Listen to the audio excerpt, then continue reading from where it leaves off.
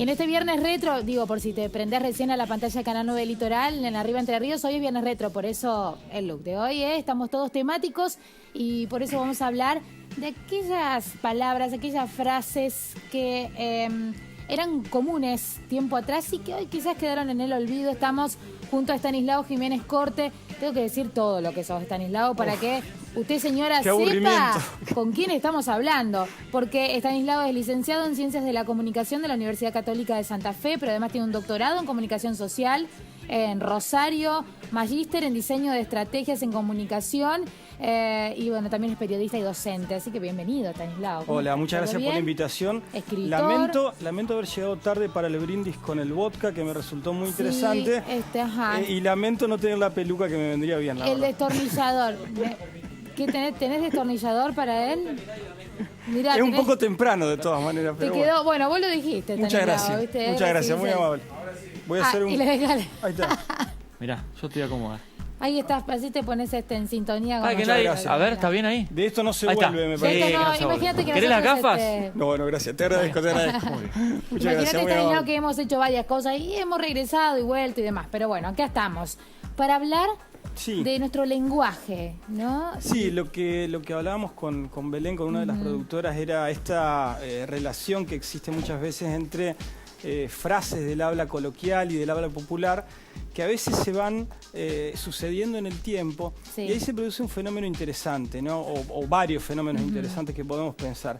En primer lugar, la pregunta de dónde vienen, ¿no? De dónde se originan esas frases.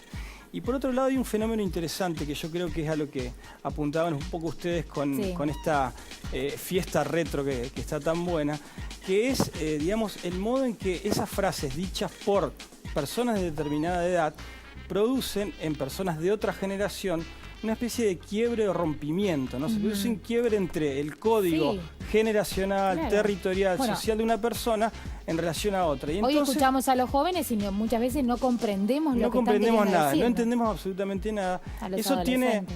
Y a los adolescentes también. Eso tiene muchas causas, digamos. Es un problema bastante complejo que tiene que ver con los usos de la lengua, con los contextos en los cuales nosotros decimos determinadas cosas, con las codificaciones y las decodificaciones. Pero me parece a mí también que, insisto con esto, hay una cuestión que es un quiebre generacional en relación, porque en realidad todas esas frases del habla popular aluden a una serie de características que nosotros, si no podemos comprender o inteligir, quedamos afuera. Eso pasa, fíjate, es muy interesante en el humor y en la ironía. El humor y la ironía suponen una suerte de guiño a la competencia cultural del otro. Ahora, si nosotros no tenemos esa competencia cultural, por ejemplo, por una diferencia de edad, quedamos absolutamente fuera. Y o bien interpretamos mal la frase o bien somos incapaces de interpretarla. Pero eso pasa también porque a mí me parece que las frases del habla popular y coloquial, como decimos, son frases que tienen a veces una gran inventiva. Son frases que están creadas no por altos gramáticos o pensadores, sino por personas que tienen una intuición. Pensemos, se me viene ahora a la cabeza el caso de Maradona. Maradona es un tipo que genera todo el tiempo frases que quedan que son impresionantes, porque uno como que no las considera como grandes, digamos, representaciones del pensamiento porque vienen de un futbolista. Ahora, la pelota no se mancha. La pelota no se mancha. La pelota no se mancha. Se escapó la tortuga. Y tantas otras que son... ¿Sabes por qué es interesante eso? Porque esas frases representan de una manera muy sintética y muy poderosa una idea. Hay un pensamiento verdaderamente. Se te escapó la tortuga, es no podés ser tan tonto, digamos, de no haberte dado cuenta que sucedía eso. Entonces equivocarte, pero que la esencia no se pierda, no se manche. Claro, y yo creo que hay otro fenómeno que se deriva de ahí, que también es interesante, que es que esas frases del habla, digamos, popular y coloquial, no proceden a veces de un procedimiento racional de pensamiento. No es que alguien dice, voy a elaborar una frase. Son intuiciones. Son intuiciones que nacen y que surgen accidentalmente. Y muchas veces pasa lo mismo con las metáforas. ¿Por qué? Porque nosotros usamos las metáforas para pensar en realidad. Cuando tratamos de... Y las incorporamos de tal manera que parecen naturales. Que parecen naturales y además las incorporamos como un modo de poder entender determinados conceptos que son abstractos o difíciles de comprender. Por ejemplo, el tema de la vida. La vida es un concepto complejísimo, no sabemos de dónde venimos, no sabemos dónde vamos. ¿Y qué hacemos a veces? La comparamos con un río, la famosa metáfora de la vida es un río. ¿Por qué? Porque el río nos sugiere a nosotros la idea del transcurrir en una dirección y demás. De modo que podemos, de alguna manera, comprender un concepto abstracto trabajándolo a partir de uno más concreto que sería el agua o el río, digamos, ¿no? Y después, bueno, habría un montón de cosas más para decir, pero yo te invito, Stanislao, a que veamos en unas placas que hemos preparado algunas de esas frases, de algunos conceptos que quizás quedaron atrás en el tiempo. ¿Cómo no? A ver si podemos de esta manera ayudar a nuestra memoria. Ahí ya estamos observando las primeras. Sí, no llego a ver la primera. Pero... Acá la tenemos. No seas chambón. Bueno, no seas chambón y no te hagas el taita. Sí. Yo creo que eso es algo también que es interesantísimo. No digo que sean específicamente que vengan del lunfardo, pero otra parte de las frases populares que nosotros utilizamos todo el tiempo, sin darnos cuenta que provienen de allí, son las expresiones del lunfardo, que no necesariamente vienen únicamente del tango, vienen de, digamos, de determinados sectores, comillas, marginales, por ejemplo, el lenguaje carcelario en algunos puntos. Sí. Y que nosotros, por ejemplo, mina, guita, es decir, esos son todos conceptos que vienen del lunfardo.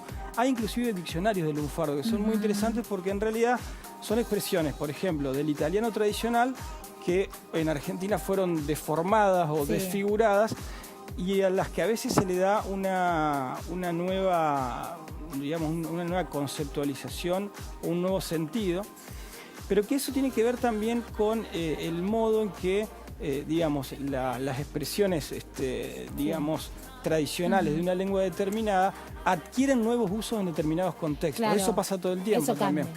Lo vamos como adaptando a nuestras necesidades. Exacto. Vamos a seguir viendo entonces las frases, vemos todas y hacemos alguna conclusión sobre ellas. Ahí tenemos más. Si la podemos ver acá, ahí la está. Bueno, tenés más problemas que los Pérez García, bueno, eso... Matomil, tirame las agujas y vayamos a mover el esqueleto, algunas de esas frases que a mí me resultan familiares. Sí, por supuesto.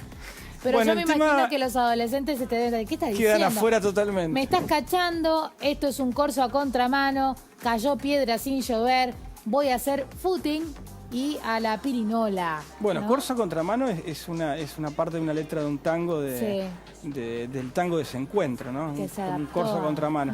Y después lo de los Pérez García y otras, que retomo lo que dije al comienzo, ahí es interesante tratar de determinar el origen de esas frases.